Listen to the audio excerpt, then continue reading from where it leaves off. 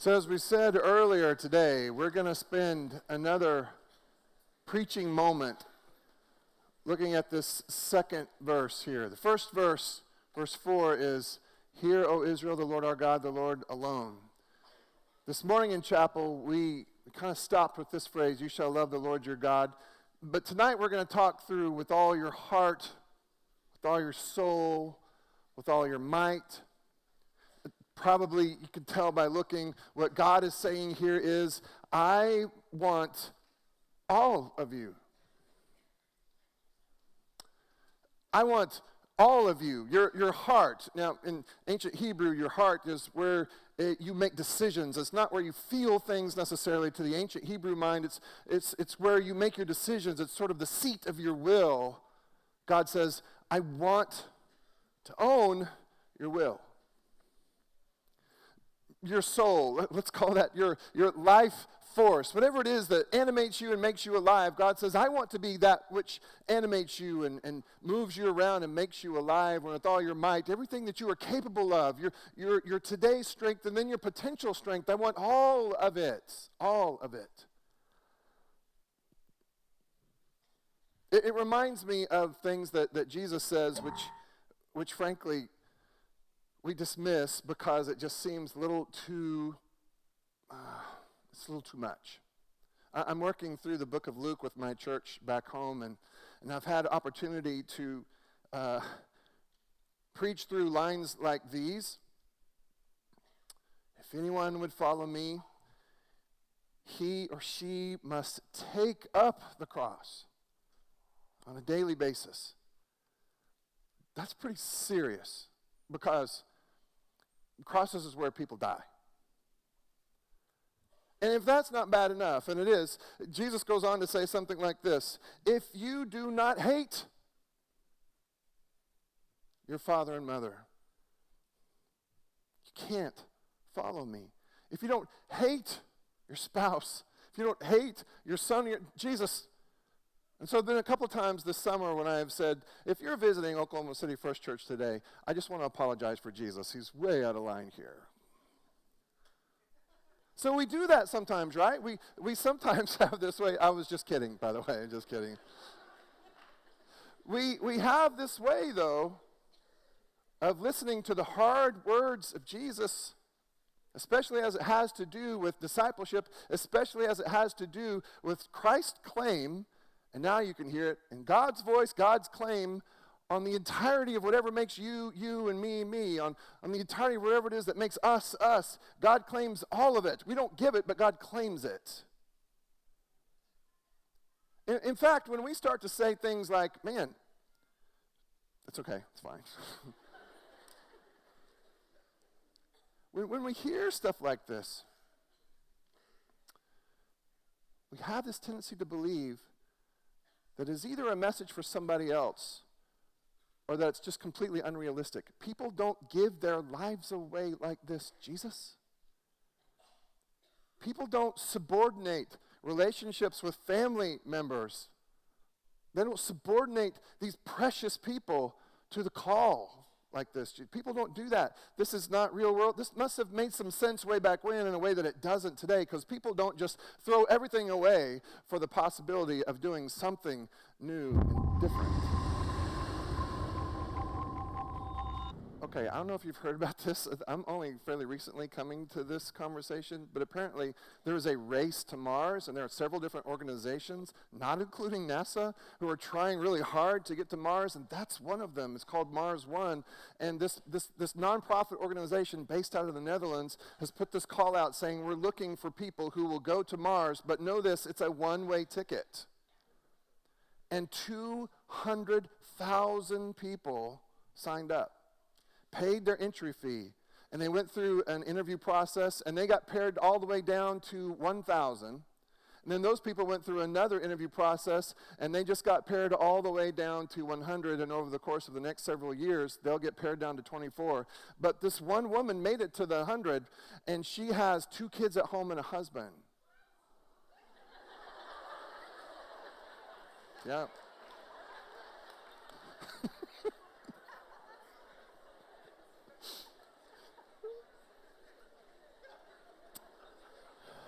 Yep, true story. True story. So the next time you tell me that it doesn't make any sense, that this call of Christ on our lives, that we can hear all the way back in the Shema, the Old Testament, this call of God on our lives doesn't make any sense. It's too totalitarian. It's too much. The next time you say that to me, I'm going to say, yeah, but there are people who have signed up for a one-way ticket to Mars, and there are some of those people who have family that they're leaving at home. And so when you tell me that people shouldn't be asked as an exercise of their faith to give their entire lives away, to subordinate their families, I'm going to say, yeah, but people seem to get it, and they seem to be capable of that kind of commitment as long as they get to colonize Mars.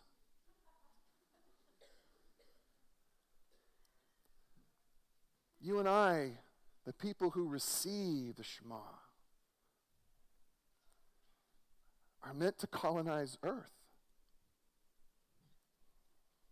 in a particular sort of way. We are meant, similarly, to be set aside. To be set aside for a particular, a very specific purpose, to subordinate everything else to the call of God to be the colonists who will colonize the earth according to the image of God and the call of God. And it will require your whole life.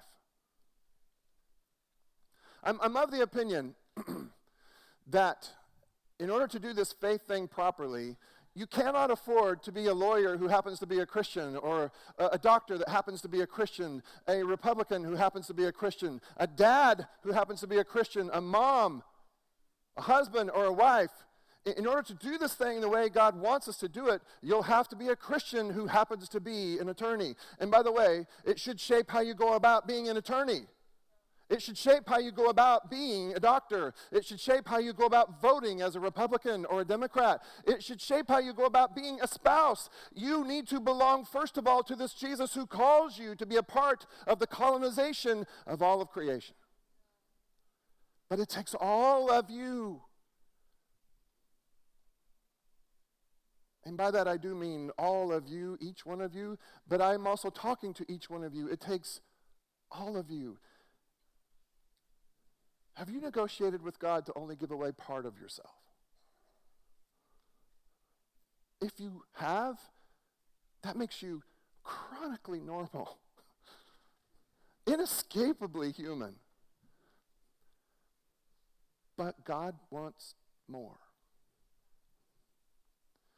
Maybe at some very nice service, maybe it was at a kids camp or a youth camp, maybe it was at a chapel here, maybe at some point you said to God, God, I want you to jump into this story of me.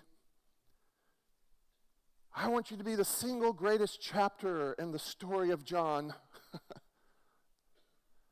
But in the Shema, you hear God say, or why don't you offer yourself up as a chapter, God says, in my story?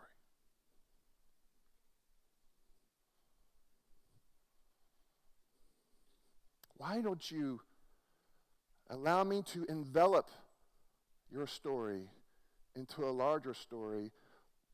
Why don't you give all of yourself to me? All. In fact, why don't you get into the habit of giving all of yourself to me, recognizing that all of you, as you sit here today, may not be all of you in a month or a year or 6 years. But tonight's a good time to decide, yep, all of me. And so we're going to do like we've done. We're going to go to the book of Revelation, and we're going to get another read on this concept of all and see if it can make more sense to us. And again, we're talking about these different churches that are supposed to be the tangible, touchable presence of God in the world, unless for some reason they have been intimidated out of that role and they have been taught to compromise so that they're no longer giving all to God. They're no longer colonizing creation for God. and now we're at a different church, this church Smyrna. In fact, let's go back one there. Whoop. Okay, this church Smyrna goes right about there, okay? Smyrna was an interesting city. Smyrna, though it wasn't that close to Rome, tried really hard to be Roman. Here's some of the ruins of ancient Smyrna. The thing I want to draw your attention to is this particular picture right here. This is sort of at the center of the city, but the highest point of the city. It was called the Agora. And from a distance, it looked like a crown on the city. In fact, they called it actually the crown of life, because in this little city center, lots of really important things would happen. Really important things like once a year, all of the people who lived in the city would gather, and they would all burn incense to the goddess Roma.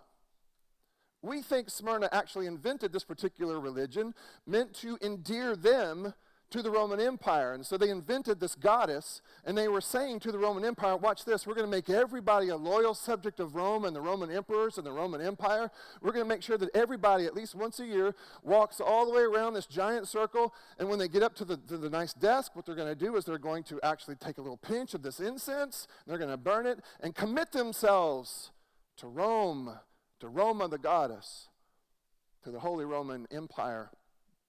To the angel of the church in Smyrna write, these are the words of the first and the last, who was dead and came to life. Now, you don't know it, but that's a shot right at the city of Smyrna, because Smyrna called itself the city that was dead and came back to life, because it had been ransacked and captured so many different times. In fact, we think Alexander the Great played a role in bringing it back to life. They wore it like a badge. We're the city that was dead and came back to life. And so Jesus, the resurrected one, says, you think that's cool? I was dead and came back to life, the first and the last. Now he says to the church there that has been intimidated, he says this to them, I know your affliction, your being persecuted, and your poverty, even though you are rich. I'll explain this. I know the slander on the part of those who say that they are Jews and are not, but are a synagogue of Satan. Okay, so here's the deal.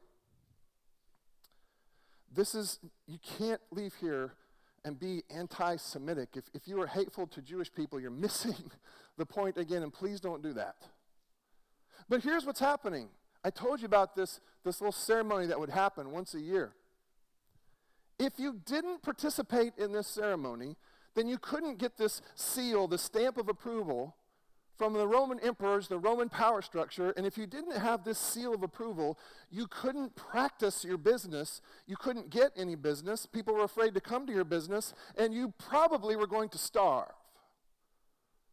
With the exception of these devout Jewish people who said, we are just not going to participate. You can't make us participate. We are just not going to do it. And finally, the Roman Empire said, fine. Don't make them participate. But after the resurrection, many of you already know this, you had some folks who became Jewish Christians. Convinced as they were of the resurrection of Christ, the reality of the life and the death and the resurrection of Christ, they still wanted to be aligned with the Jews so that they wouldn't have to do this little ritual in Smyrna whereby they kind of got a license to practice business. They wanted to be given a certificate without having to pinch a little bit of incense and burn it to the goddess Roma, because you just don't want to do that. You want God to have all of you. And if you're burning incense to the goddess Roma, then God doesn't have all of you. And the ancient Jewish religion of Smyrna would not allow the Christians to be a part or to be identified with the Jewish folks. They kind of shoved them out into the spotlight saying, no, these people aren't with us and they should be punished. And so Smyrna did punish our ancestors in faith because so many of them refused to play the game. So many of them refused this particular little ritual. Actually, some of this has been excavated not too long ago. Again, this is the Agora on the left, and we found, at least this is not actual, I actually did that in the right-hand corner, but it is the English translation of what they found. Evidence of this little ceremony. It says, we, the representatives of the emperor, Cernos and Hermas, have seen you sacrificing. And once you get this, you can kind of put it up in your store window, and then everybody's free to do business with you. But our ancient ancestors in faith, the Christians, because they really wanted God to have all of them, would not participate, and so many of them did starve. I think this still kind of happens in places. All right, now you need to hear me. I say this to my folks a lot, and again, this is my favorite book of the Bible, the book of Revelation, and I've figured out ways to preach through it a couple times with my church over the years, and I need you to hear me. The book of Revelation is not so much about what will happen, it's about what happens all the time. It's about what happens all the time. All the time there is this intimidation that might keep you from giving all to God. We see these forces of intimidation all the time. I saw it recently in a pizza place. When a guy from Iraq had immigrated to the United States,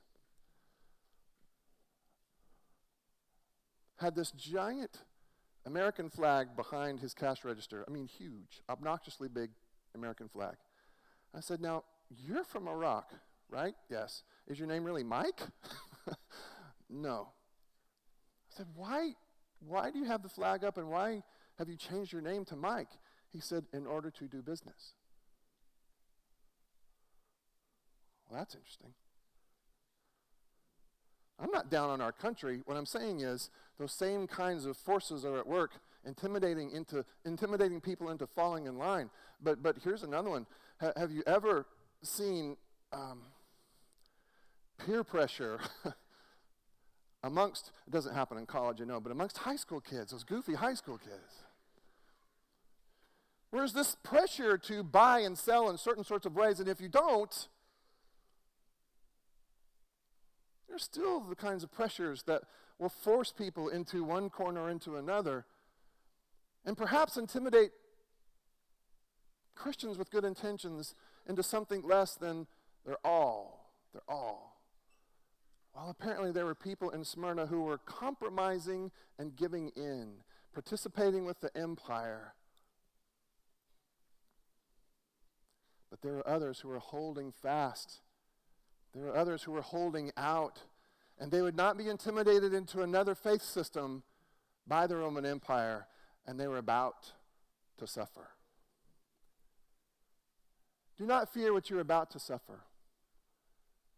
Beware, the devil is about to throw some of you into prison so that you may be tested, and for 10 days you will have affliction. Turns out, if you didn't sign the paper, if you didn't participate in the ritual, many times, not all the time, but many times, you got sort of a slap on the wrist that took the form of being thrown into prison for 10 days. But some people weren't so lucky, and some people died because of this decision. Be faithful unto death, and I will give you the crown of life. Remember, I said to you earlier, the citizens of Smyrna fancied their city to have this agora, which looked like the crown of life. And so Jesus is again taking a shot at these people, saying, you think you have the crown of life? I have the capacity to give you a crown of life. Let anyone who has an ear listen to what the Spirit is saying to the churches, and whoever conquers will not be harmed by the second death. This man on the right is Polycarp. Polycarp was an ancient father, a hero of faith, one of the louder, stronger voices. He was the bishop of Smyrna. And the stronger the Roman Empire got, the more pressure they exerted on Polycarp to fall in line, and Polycarp was stubborn. Just look at him. He just looks stubborn. And so finally they arrested him. They arrested him and said, okay, we're going to do damage to you publicly until or unless you revile Christ. Swear an oath and I will release you, the magistrate challenged Polycarp. Here was his answer. For 86 years, I have been a servant, and he has done me no wrong. How can I blaspheme my king who saved me? I am a Christian. Now, as legend has it, after this, with tears in his eyes, the magistrate, who we think might have been a friend of Polycarp's, but who had to follow orders, they burned him at the stake. But according to that same legend, the aroma of his death was like bread baking or like gold and silver being refined in a furnace. All. Now, some of you are international students. Some of you are international students, and perhaps you have seen up close and personal people who are willing to give all, and it costs them their lives. Many of you are not from hot spots around the world. Many of you are from a place called California. Yeah, amen. Yeah.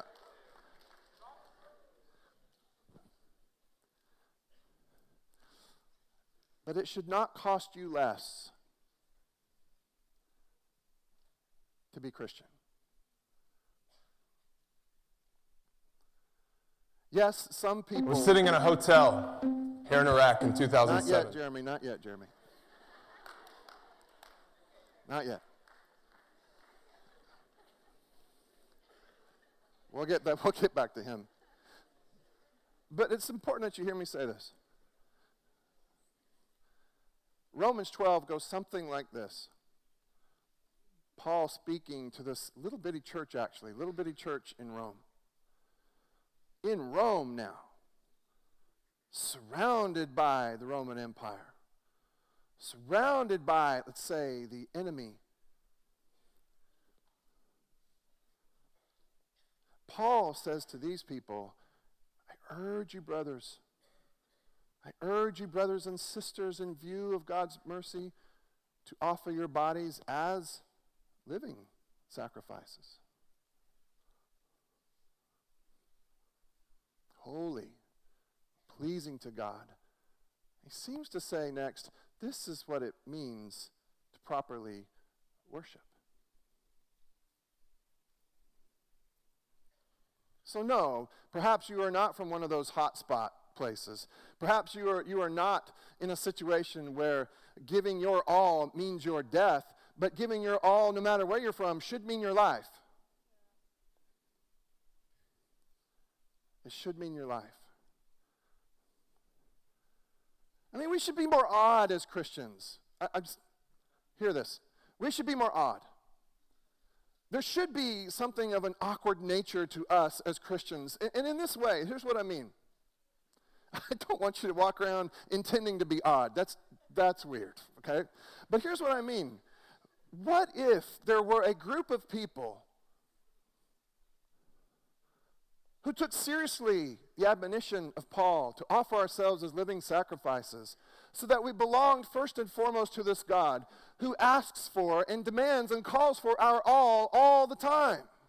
What would it look like for us to be part of a political movement, a party, a kingdom that would operate differently, that would be animated differently, that would define success and failure, good and bad, right and wrong differently, according to the call of God and to the mission to which we have been called?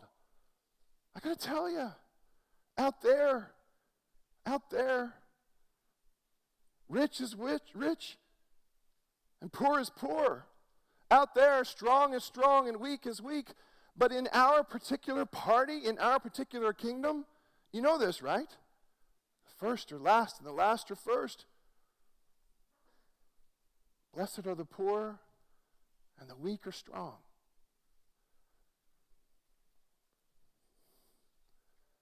Yeah, you may not be from a place that's going to ask for your all and have it cost you your life, but you are from a place, no matter where you're from, that asks for your all, and it should still cost you your life.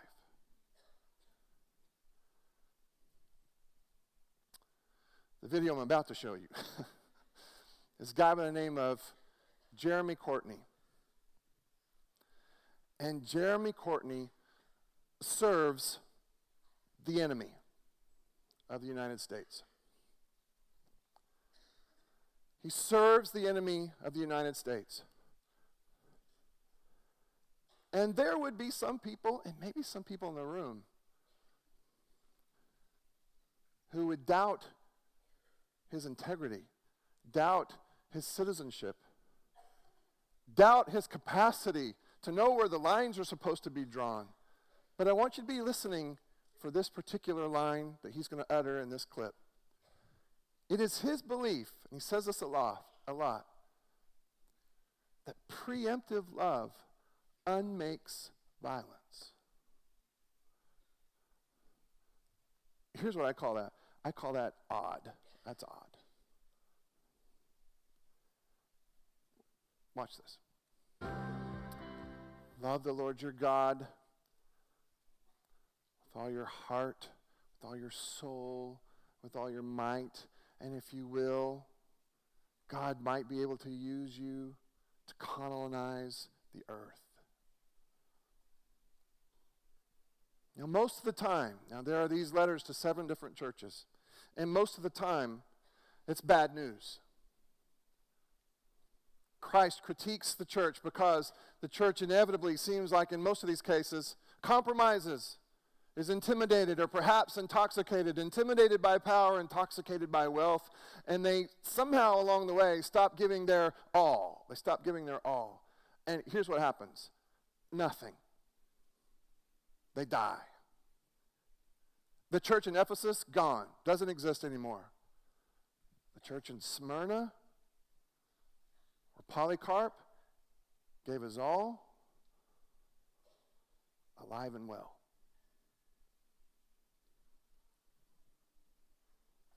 These are pictures of the church in Smyrna in 2 different Christian traditions today, because somewhere along the line, somebody recognized the power of giving their all.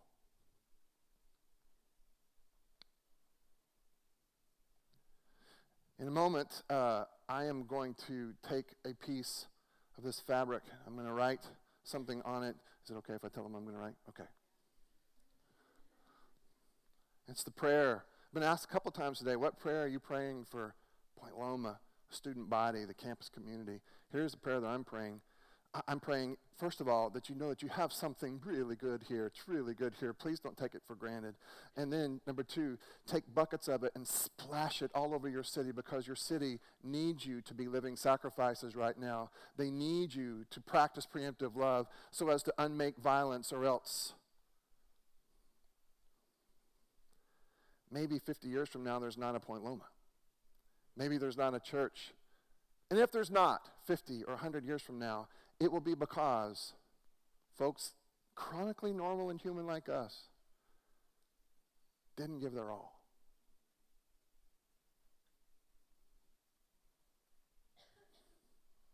But God, I'm giving you a really good some. I'm giving you some, but it's really good some. Love the Lord your God with all your heart, with all your soul, with all your might. Just hear God say, all. All. We're about to pray.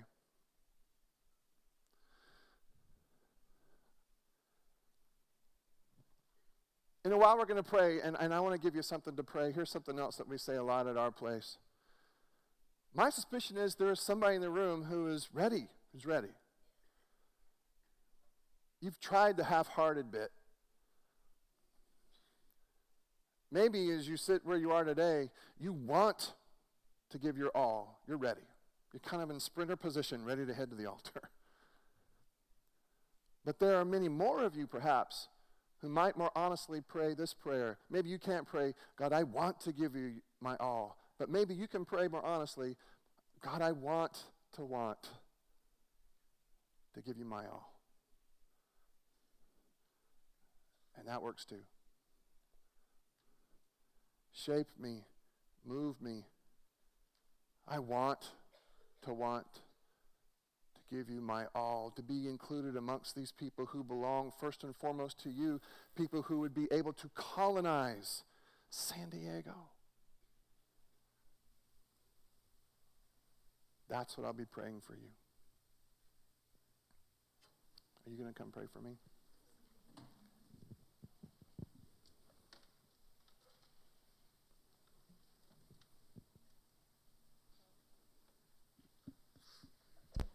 Hello? Oh, wow. If you guys would bow your heads for me.